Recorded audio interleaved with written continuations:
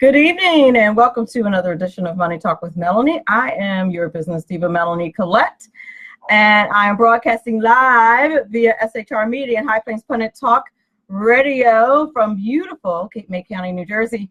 And it is, in fact, beautiful today. It's gorgeous out. It's like 77 degrees and sunny. It was not that. It rained like all weekend. I have to, I live in Cape May, New Jersey, which is basically no man's land, but I very specifically live in a place called Cape May Courthouse. And it's very difficult when you live in a city called Cape May Courthouse, because when you try to order things, people don't understand that you live in a place called Cape May Courthouse. I was trying to order something today. I just have to share this little story. And I was doing it via email. I was trying to order some equipment for the call center, for the county call center. And the guy got back to me and he was like, yeah, but how will you be paying? Because you're in a courthouse. And I was like, no, it's a city. That's why I gave you the zip code purposely to tell, Hey, John Burnett's here. Hello. Don. Greg Wilson's here. Melinda. Hi. My cousin Ricky is here and Kevin's here. Hello, all you guys. Hi. And then one time I went to open a bank account and I did it online, and they rejected me, and they said you can't live in a government building because you live in Cape May Courthouse. True story. And I was like, I don't live in a courthouse. Google it. It's a city. You're killing me. But it's an absolute true story. I was like, look it up, the postal service. It has a zip code and everything. But anyway, I don't know why I felt inclined to tell you guys that story. Just like the frustrations of living in a small town with the longest name, I believe, in the Guinness Book of World Records, Cape May Courthouse, and people think you live in a courthouse, but you don't. That's just the name of your pitiful, pathetic little city that you live in. But anywho, oh my gosh, my nephew's here. Hi, Clinton Freeman. Mwah. Aunt Mimi loves you. Sorry for that. It's an Aunt Mimi thing. I apologize. But I don't think I've ever seen him in the chat. I'm so excited. All right. Anyway, there's some awesome news today. The Supreme Court sided with the baker in Colorado. Cray. Not just sided with them, but like not even close. 7-2. Now, people were saying it was like a very narrow decision, and that part of the reason was apparently the commission that originally made the decision against the baker. There was like a whole lot of vitriol toward him about his religious beliefs, and they basically like really dissed his religion and were saying, all kinds of really horrible things about the religion. That's right, Greg Wilson, 7-2. Like it wasn't even close. And Kagan was one of the votes, which is kind of surprising. I thought. Keith Lewis here, hello. And Wilson Collier, how are you? Yeah, I was surprised by that. That Kagan one surprised me, but apparently they were so bad that it was a no-brainer. 7-2 is pretty strong message that they're trying to send. Now, some of the court scholars are saying that if it had not been for that, hey, her Pearl, had it not been for that the same thing could go down and maybe the court would rule differently, but I don't know. I think that might be wishful thinking, but that's huge. And now as a teacher, I'm waiting for that union case to come up. That's what I'm talking about. I'm waiting for the union to get theirs. I'm just saying, let's go. Let's see that decision come down about the teachers union. But we'll see what happens. But that's listen, SCOTUS, man, all about SCOTUS. That last election, blood, sweat, tears, a little vodka in the voting booth. Just say, I didn't have vodka in the voting booth the night before because I knew what I had to do. All right, I'm sorry, but I digress. Because SCOTUS and all the federal judges. You had to do what you had to do. I know I'm not the only one. Anyway, one of my favorite companies on the planet, Apple. The Apple Worldwide Developers Conference begins today in San Jose, California. Why wasn't I invited, Apple? Like, I'm a fangirl. What happened? Anyway, according to Bloomberg, they started their conference today. That's exciting. What new things are going to happen? They're announcing a new iPhone. Yes. Oh, sorry. That helps with smartphone addiction. Well, who wants that? They make most of their money selling hardware, and their new digital health initiative is likely to be another reason customers keep buying the company's new devices, according to Bloomberg. That's just kind of funny. Does anybody really believe? Does anybody really believe that Apple's going to help us to be less addicted to their products? I don't think so. But go ahead, give it a shot. Says the girl with the iPad, MacBook, and iPhone. Give it a shot, Apple. I dare you. But anyway, that they're having their conference. They're having their conference today, and that means they're going to be unveiling new stuff. And as a the phone X, and as someone who's a little addicted to her technology, I mean, I do need an intervention between iPhones and between iPhone and Amazon. I'm pretty sure I need a 12-step of some sort, but not today.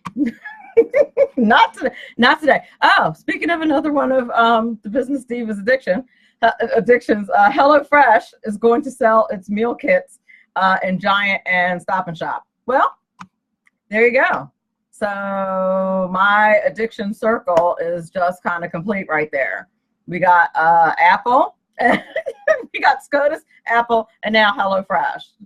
All the news stories were basically meant for me today. I love HelloFresh. If you have not tried meal kits, they are just fantabulous. Just saying.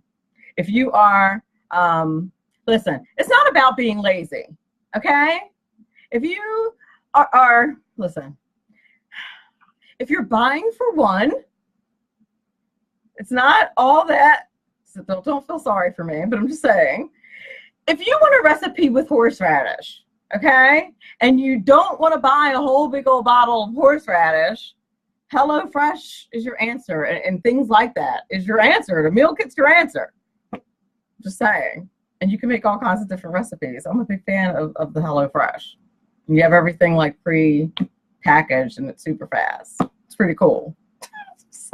So I'm pretty glad that they're going to be selling their packages in grocery stores. That's a good look, HelloFresh, and the stuff is super fresh, and some of it's organic. It's pretty awesome. Just saying. And you can do it for like family size too. Like you can cook for 4. The meals, the sizes are not like huge, but you know, if you're doing a singleton type situation, it's perfecto. Just saying. Anywho, I'm your business diva, Melanie Collette. You're listening to Money Talk with Melanie. My guests today, I'm so excited about this, are David and Jill Stowell. I hope I'm pronouncing your last names right. We're going to talk about building a business to help struggling students. This is an issue really close to my heart. I'm going to tell you what I'm talking about on the other side of the break. Brand new notebook with Ron Edwards coming straight at you. We'll be back in a couple of minutes. Roseanne's show has been canceled because she made a racist comment. Hello, I'm Ron Edwards on today's page from the Edwards Notebook. The last time I checked, Islamists or Muslims are not a race. On top of that, Valerie Jarrett is an Iranian-born Muslim who has stated that her goal is to use America's freedom of religion concept against itself to help usher in Islam. Before I go any further on that, I want it clearly known that Roseanne's statement about Valerie Jarrett was not wise to make, but yet the hypocrisy on the left is on full display. There was no outrage when Snoopy Dogg created a display of him gunning down President Trump. Whoopi Goldberg's face is still seen on The View, despite her wearing a t-shirt showing President Trump blowing his brains out. The not very funny comedian Kathy Griffin held up a fake decapitated head of President Trump. She was recently rewarded with a new TV show contract. Roseanne's linking Valerie Jarrett to the Muslim Brotherhood was spot on. The ape part was not cool. But the blatant hypocrisy of the left reminds me that those who oppose the evil mission of the left must be wiser than a serpent, yet harmless as a dove. I'm Ron Edwards. Blowing away the myths and revealing the truth. You can continue to blow away the myths with Ron Edwards on Facebook, Twitter, and theronedwards.com. Sponsored by the Tri-County Liberty Coalition. And we're back. You're listening to Money Talk with Melanie. I am your business diva, Melanie Collette. And my guests today are David and Jill Stowell. I hope I'm pronouncing your last name correct. Am I? Yes. Excellent. Excellent. And we're going to talk today about building a business to help struggling students. And, you know, my audience knows that I'm a school teacher. And I haven't talked a lot about this, but actually, I'm working on my doctorate. I'm on a break right now, but I'm planning on actually my dissertation being on how the kids with learning disabilities affect kids who don't have learning disabilities, actually, in a general ed classroom. So I'm very interested in this topic. I'm very interested in your business model. I'm super excited to have you guys here today. So before we move any further, can each of you tell our audience a little bit about your background? Well, I'm going to let Jill start. Oh, you're such a gentleman. Thanks for an assignment program. I want to start by telling you about Derek, because it's Derek and students like him who have brought us to where we are today. So Derek, we met him when he was 9, and he was this really smart, really cool kid, but he couldn't read at all. So, of course, he was in special education, and in special education, you have an annual plan. So Derek's annual goal for reading was that he would learn 10 survival words like men, women, caution, stop. And I looked at that and I thought, oh my gosh, are you kidding me? No one thinks this child is ever going to read. Well, this was completely unacceptable to his mom, and I knew there was more that could be done. So Derek, who was profoundly dyslexic, we worked with him on the underlying auditory and visual processing skills that were at the root of his dyslexia, and then were able to teach him to read. And by the time he was in junior high, no one ever could believe that he had had a reading problem. He ended up graduating high school with honors, and the last time I saw him, he was a very successful, happy theater major in college. Nice. Excellent. So, yeah, and so much potential in that boy, but if he hadn't gotten the intervention, where would he have been? And what we realized is that, you know, Derek is not an isolated incident. There are not just hundreds and thousands of kids like this, but there are literally millions and millions of children in our schools today who have learning and attention challenges and who are not getting the kind of help that's going to actually correct the problem. Absolutely. I couldn't agree with you more. And that's, you know, as a general ed teacher myself, that is my frustration. You know, they teach us from a teaching perspective. They teach us how to teach individual kids, but they don't teach us how to deal with multiple kids with multiple different learning disabilities in a mainstreamed classroom. They never address the fact that you have, for example, you know, they might say give a kid preferential seating, but they'll put 8 kids with preferential seating and in a classroom with 25 kids. It's like, wait a minute. So, Yeah, so that, that's a way in which, public schools are just not doing a good job in that area. Well, it's funny that you say that. And we were both teachers and faced that. But at the same time, what we've learned through the years is that we have to understand what the goal, what the job of the school is. Yeah. The school's job is to teach curriculum. It says nothing about fixing learning skills. It's all about teaching curriculum. Now, we could make an argument that if they want better results, that if they worked on those learning skills, that they would get them. But that's, to me, neither here nor there, because what you know and what we know is that those kids are moving up every year. David, like a conveyor belt. David, you just said a mouthful. I don't mean to cut you off, but you just said a mouthful, and I have never heard anyone say that before. What you just said. That a school's job. Go ahead. Well, it's nice to be unique. Well, it's always been my theory, and I've been saying this to people, that people don't understand what a teacher's job is. I've said it before. I'm like, read the definition. Our job description. And it's exactly what you just said. I'm sorry, continue, but I've never heard anyone else say that. I thought I was going crazy. Go ahead, I'm sorry, continue. Well, here's what we're trying to do. We want to make a significant impact in bright but struggling students in this country. Now, here's what research tells us. Research tells us that there are about 15 million current K-12 students who are missing or have inefficient skills that help them learn. Now, and that's about 30%, which means 70% of the kids sitting in your class have all these skills in place that allow them to learn fairly easily. Doesn't mean they don't have to work, but they can learn fairly easily. But 30% don't. And we really want to make an impact on that 30%. And we've looked at how can we go change the schools? And the answer is we're not. Instead, as entrepreneurs, we say, what kind of business can we develop that will serve those kids? And so that's what we've done. We have 2 learning centers. We have a staff of 37. We're seeing between the 2 centers, we're delivering between 400 and 500 client hours each and every week. All right, and we make Bill Gates wouldn't call it a good living, but we think it's pretty good. But now it's like it's time to take it to the world.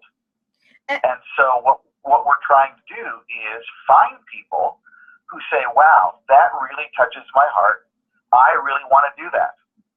And that's why we have a new book called The Dyslexia Learning and Attention Challenge Solution, How to Build a Profitable Heart-Centered Business That Transforms the Learning Disability Epidemic.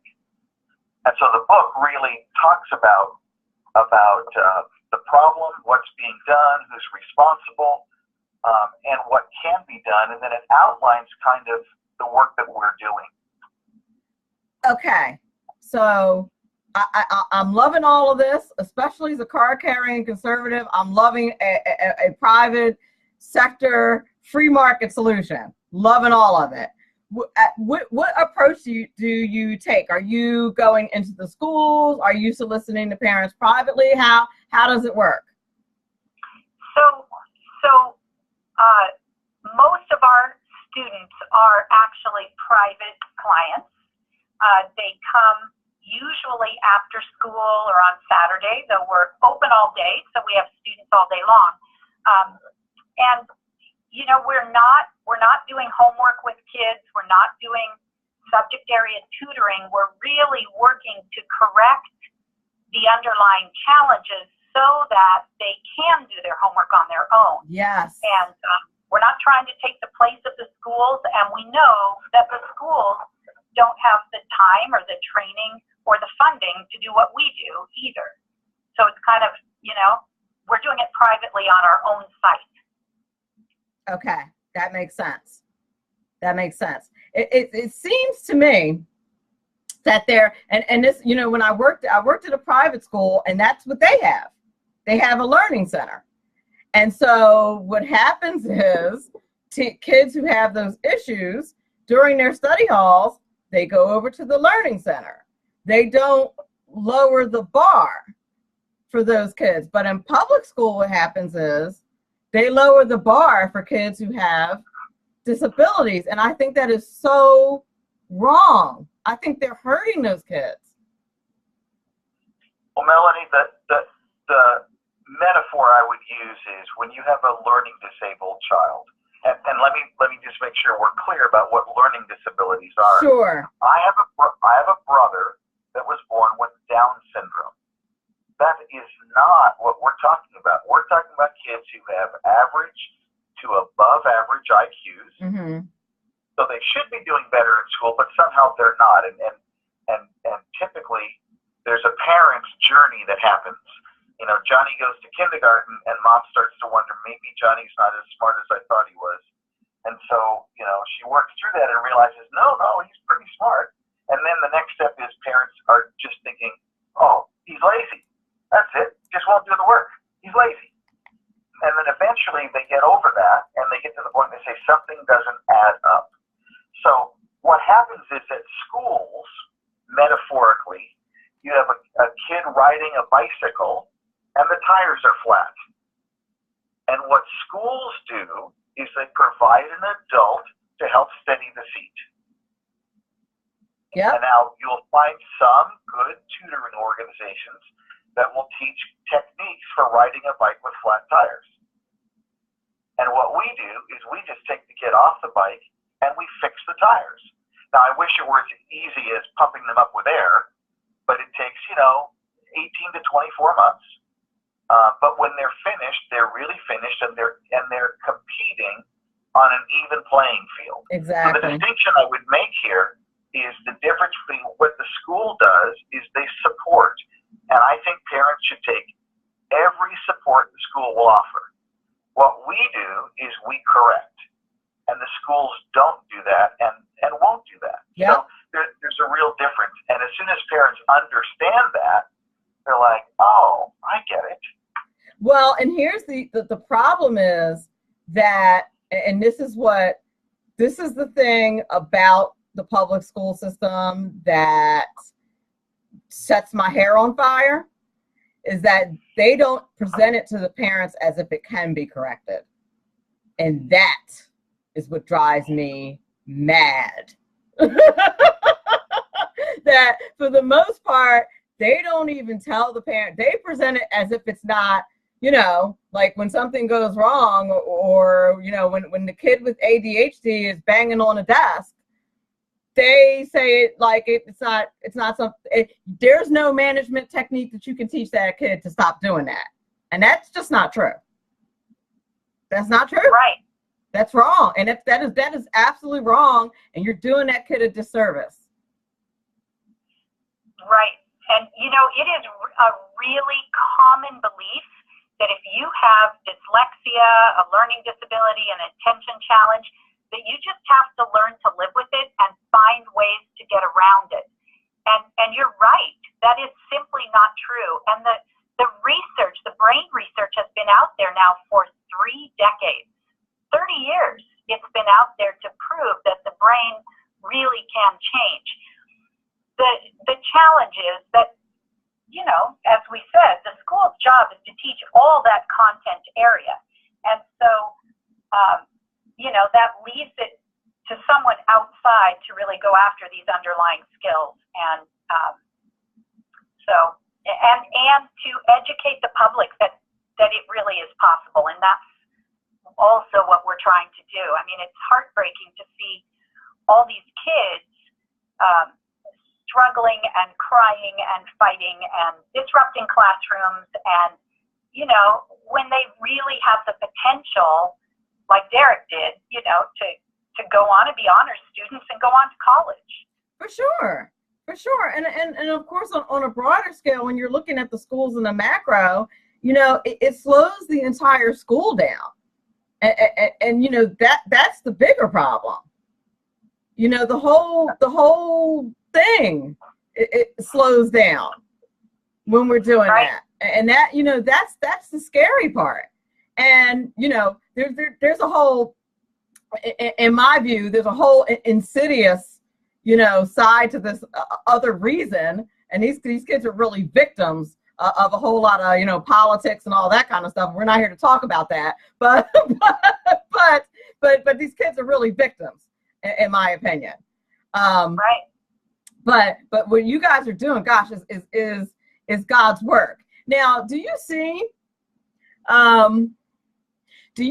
any way at all to expand your business or do another leg of your business or any creative way that public schools could do what you're doing on a smaller scale, or like a way that God forgive me for saying this, that there's a government program that could be funded to do what you're doing? Because God knows I don't want them to create anything else, but that could focus on fixing learning disabilities, because they don't do it at all. You know what I'm getting at? Right. Exactly. And it would be great if there were public funding, but let's look at a typical school district. A typical school district has a special ed department whose job it is to deal with every single condition and syndrome that shows up. And that's a huge job, and they are drastically underfunded. Yeah. Now, all the work that we do is individualized, and it's one-on-one. And it's not plopping kids down in front of computers and telling, with one person and 10 people on computers. It is one adult and one student. Sure is. And the school's not funded for that kind of thing. We really are on a mission to get this out there, though, because in most communities, when parents are looking for help, there is nothing like this in their community. And so we have this vision that if we can get people, independent entrepreneurs, doing this kind of work in their own community, that down the road, the changes are going to be so dramatic that even the schools will have to pay attention. I mean, it takes a lot to change a big institution like the schools. But eventually, when it becomes really common knowledge that these things can be changed, then things start to change. And so we hope that will be the case down the road. But that's not where we are right now. Actually, I'm thinking about this a different way. What about if you all continue to expand and you know how you have Title IX funding for after school programs and something like that? Because I'm just thinking of kids who cannot afford to have, that private correcting, you know what I mean? That maybe can't afford to do it, but maybe Title IX funding or something like that. So they'd be able to pay you and still be able to get that. Know what I'm saying? But that would be a great thing. I feel like we have looked at this and realized we have watched other people going to change the schools, and people who are smarter than we are, have more resources than we do, and they come back bloody and beaten. And the question we had to ask ourselves, okay, what can we do? Right. What can we do without being dependent on schools saying yes? Can we open centers and market in such a way that really three things happen. One is parents recognize the need and that we have some answers. The second thing is, can we staff it with people who can deliver and actually change those skills so kids are competing on an even playing field? And the third is, can it be good for business owners? And here's why that's really important.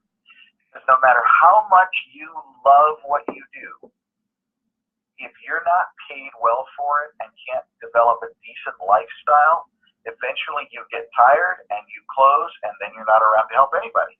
Very true. So what we really want to do is make this good for a lot of people. If we do this, here's my belief, which may be completely wacky.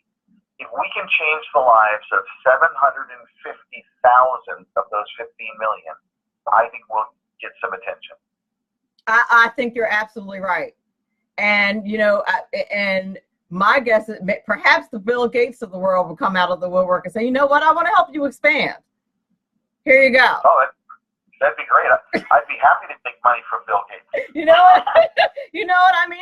Here's some money so you can expand across the country. I like that idea. You know what I mean? I'm just thinking, because it is so needed. If people only knew how bad it really is. I have a student who only needs a 50% to pass. That's ridiculous. How are we helping them? You're not helping that kid. And this is, I had an argument with a principal one time at a different school. He was trying to fire me, so I got the message and I quit. Because the school had a no zero policy. We couldn't give the kids zeros. And my position was, why don't we teach kids the skills whenever they have challenges? Why don't we teach them the skills to conquer those challenges instead of lowering the bar? That was my position at the beginning of the school year. You know, so he was like, I'm going to convince you that it's going to be different by the end of the year. Okay. And I told him the story of Booker T. Washington, et cetera. About how, you know, he was a former slave and studied on a dirt floor after 12 hours of work. So I think these kids can handle their struggles. But anyway, so at the end of the year, my end of the year evaluation, he asked me, had I changed my mind about the no zero policy. And I said that I had not, but I would follow the policy as I had been doing. Because you don't get my heart and soul for 50 grand a year, dude. And I was not happy about that response. But that you know, it just seems to me that you help the kids when you help them you help them develop the skills to overcome their struggles. You know, we're up against a break, but I really, on the other side, I want to talk about the business side, the employee side, what it's like to work there, what you guys do in earnest, and how you guys are expanding, how people can make money doing this. Want to talk about that? Great. Awesome. You're listening to Money Talk with Melanie. I'm your business diva, Melanie Collette. Very excited to have with me today David and Jill Stowell. We are talking about building a business to help struggling students. So excited. Fantastic conversation. So their business is so needed considering the condition of our public schools today. Very excited to have them. We will be back in 1 minute, but I can't leave to go to break before I say that Milner Man, the unpleasant blonde guy, is in the Facey chat, and I got to say howdy to him because I haven't seen him in so very long. All right, we're going to break now. We're going to break now. I'll be back in a couple minutes. Who likes paying taxes? Nobody. That's why Eva Rosenberg from TaxMama.com wants you to pay less of them. Read Small Business Taxes Made Easy and learn how legally hiring your spouse and children can slash your taxes. Learn how to set up a business plan that minimizes taxes, the benefits of setting up an exit plan, how to avoid getting audited, and how to legally increase your deductible expenses with better record-keeping techniques. Don't let the IRS squeeze you out of every penny. Visit TaxMama.com. Click on Ask a Tax Question to get free answers to your tax and business questions. That's TaxMama.com. My name is David Barnett. I've been helping people buy and sell small and medium-sized businesses since 2008. So far this year, I've gone on 5 vacations. It's because I've got my own business. When you get tired of being managed by someone else and you decide that business ownership is right for you without the risk of starting your own unproven enterprise, then come over to businessbuyeradvantage.com. There are over 100 YouTube videos on buying and selling businesses that you can watch for free. That's businessbuyeradvantage.com. Conservative media done right. You're listening to the SHR Media Network. Sean Sack Radio Show. Also, one of the owners here at the SHR Media Network. Are you opinionated? Have you ever wanted to do your own show? Have you ever heard somebody like Zach and go, yeah, I could probably do that better? Well, now's your chance. Send me a 5-minute clip at sackheadsradio@gmail.com, and maybe you can be part of the SHR broadcast. sackheadsradio@gmail.com.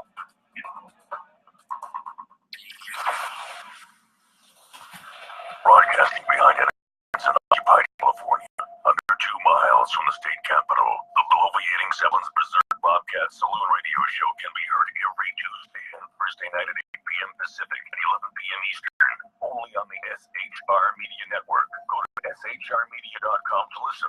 You can also watch on the SHR Media Facebook page and the SHR Media YouTube channel. No cultures were abused in the making of this ad.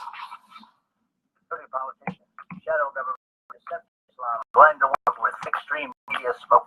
The only fear is Warren McCain. I'm Dave Miller.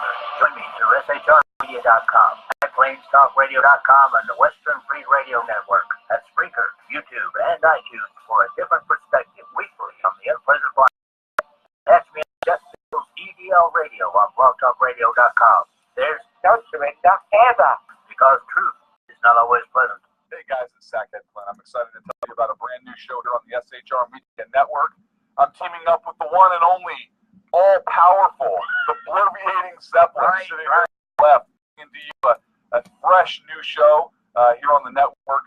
It's Against Tyranny, and we'll be picking up where the Sackheads left off. Excited to be with you, sir. Sackheads against tyranny. We're gonna chat. Wednesday night.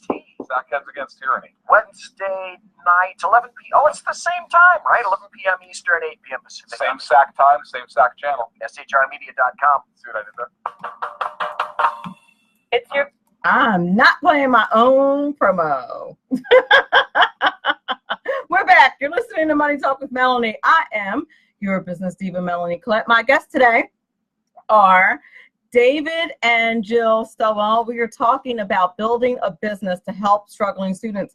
Before the break, we talked extensively about why there is such a need to help struggling students. And the long and short of it, guys and gals and folks, is that, David said it very succinctly, is that the job of public schools is to teach curriculum, not to fix learning problems. It really isn't. And, it's not something that they tell parents.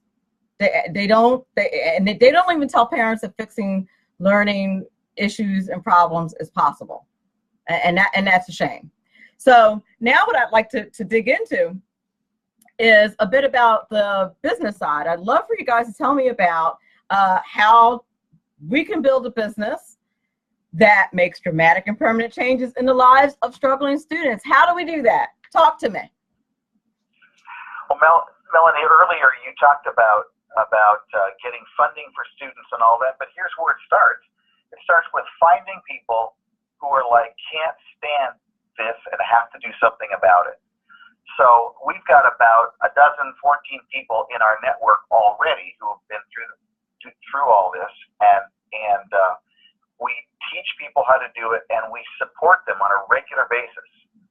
We do weekly phone calls, we do follow-up, we do individual phone calls, we do everything that we can after the initial training on how to do this. So we look for people that are, first of all, in a good location, and then second of all, people that really have a heart for doing this work. This isn't about, and I don't want to insult anybody here, but it's not about inventing the next great ice cream flavor. It's really the rewards in this work are not just monetary, but they're changing lives. And getting to do that every day and getting to run a business that does that is just so incredibly satisfying. It's joyful. And it doesn't mean that it's always easy, but here's what I can promise, is we've done the hard work. We have figured out both how to really correct learning and attention challenges, including dyslexia, and how to make a business out of it. That's incredible. And, you know, I'm going to be honest with you. It didn't occur to me that there could actually be an entire program on how to do this. Did I suspect? Did I know that did I have a theory that if you put your, you know, nose to the grindstone, that you could figure it out and that you could overcome, you know, whatever challenges you had? Yes, but I thought you had to do it on your own. Well, it took us 30 years to get to where we are now. I always say, you know, if you look carefully, you'll see all the bumps in our foreheads and the scrapes on our knees from all the mistakes we've made. But what we want to do is help people avoid all that and get them going. Let me tell you about a couple of the people in our network that have done unbelievably well. One of them, this woman came to us actually for a different program. And I started talking to her about what we do, and she's very excited. She had been a reading teacher and had just moved to Southern California. And she decided to do this. And I have kind of a measuring stick for whether your business is being successful. And what we're trying to do is, as quickly as possible, get people to 100 client hours a week. If you can get there, you can make this thing profitable. Well, she got to 100 client hours a week in like 6 months. Wow. I mean, that's really good. So then the next person that comes along, she's from Duluth, Minnesota, and there's nothing against Minnesota, but it's a small place. The question is, are there enough people there to really make a successful business? The MSA is 250,000. Duluth itself, I think, is only 45,000 or so. But in a year, she hit 100 client hours a week and had to open a second center. So I know that it's possible. I know that this can be done in a lot of different settings. It's just a matter of finding the right people, which is why we wrote the book, so that people could really get hold of it and could go through and see the kinds of things that we're talking about and what the answers are, and then decide if they want to follow up. Now, is it okay if I just give this away to the people on your broadcast here? Heck yeah. Okay. Where do they find it? I'll put a link in the Facey chat. They can find it at Amazon. But if you want a free copy, all you have to do is go to the website fixlearningskills.com. That's fix like correct, not six like the number. Fix like repair learning skills. Fixlearningskills.com, and you can get a copy for free. Excellent. I already had that open because I'd been looking at it earlier. But that is super exciting. Now, is it a franchise type model? What kind of model is it? Like, what are people looking at? We really value. You'll appreciate this. We really value freedom. We really value people being able to make decisions about their business and about their lives. So what we developed, instead of a franchise, and when you look at a franchise, I always say, you can't go to McDonald's and order Kentucky Fried Chicken. Right. Different franchise. Right. So we don't have a franchise. What we offer people is what we call an area exclusive license. So they are licensed to deliver these things and for us to support them within a specific geographic area. Okay. And we're looking to get 150 of those across the country. Excellent. And now I'm asking all the like, educator / business questions that I can think of that would go together. Are there any accreditations that go with that, or is that like explained in a book? You know what I mean? Like, and of course in public school there's all these accreditations. Is there anything like that that's required? Is there anything like that that's required of the person who's running the center, or do you just have to have the, moxie and wherewithal to do it like any other entrepreneur?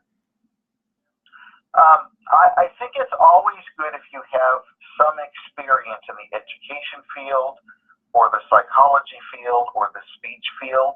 But having said that, we have people who have done this and very successfully, who don't have that experience at all. You know, there's an old cartoon I have somewhere, two guys talking, and one guy says, you know, I was never able to finish my MBA, and the other one says, well, that's really too bad. He goes, first guy says, not really, I have 50 of them working for me. Yeah, right. in business, really, the question is, are you willing to be the face of the company and hire what you need? So if you don't have an education background, you hire somebody who does. Right. It can be done. And then we do all of the training. So over the last 30 years, I have gone out and studied with the experts doing the research on the brain and all different aspects of learning from all around the world, and I've brought that together and then taken all of that information and organized it into programming that really, you know, helps us to correct learning and attention challenges. And so then our licensees come in and go through all of that training that I provide for them. And then we coach them on that. So they're, you know, we're building up both the clinical aspect as well as supporting and helping them develop the business and the marketing aspect. Absolutely, because I could clearly see how both sides would be so important. This is it's really just amazing. Let me ask you, have any of the public schools caught wind of this? And if so, have they had any reaction to it?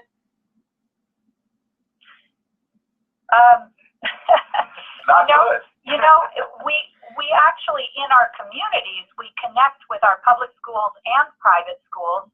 We have, on occasion, had private schools ask us to come and set up learning centers in their schools. Of course, because that's right. And we have done that.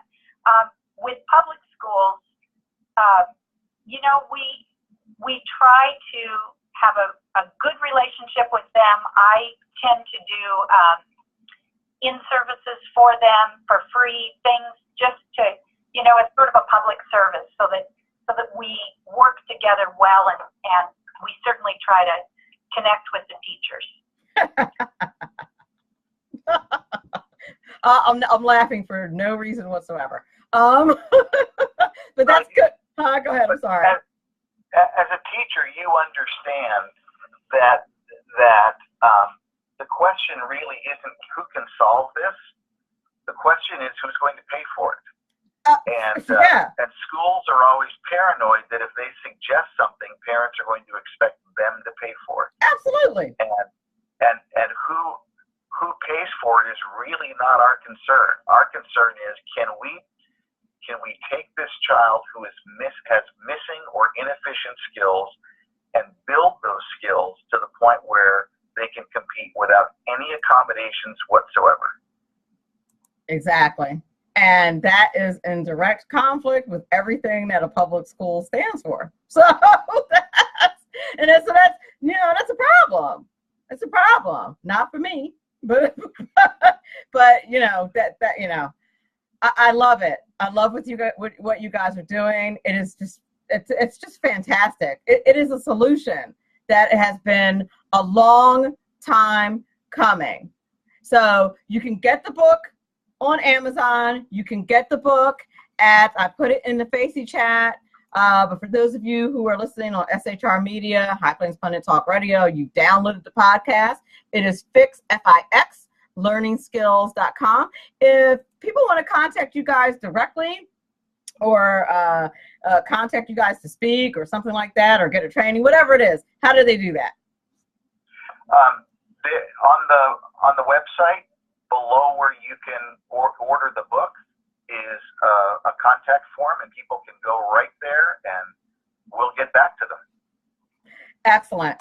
I love it. I want to thank you guys so much, first of all, for the fine work that you're doing. Just really, I'm so happy that you guys are here and doing what you're doing. It gives me hope.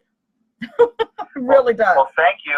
And for all of the people that listen, you know, there are a lot of people out there who will say, yeah, well, it's a great thing and all that, but I don't want to do that. But the question is, do you know somebody who might want to?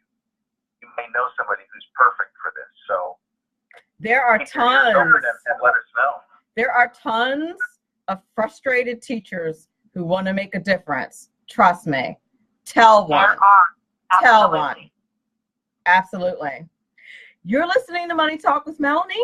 I'm your business diva, Melanie Collette. I want to thank everybody who's listening today, everybody in the Facey chat, all of your wonderful comments, everybody listening on SHR Media and High Plains Pundit Talk Radio. If you downloaded this as a podcast on iTunes and all of the 20 million billion ridiculous other platforms, thank you so much for listening. Remember, all of this is very important because after all, it is your money. Have a great night.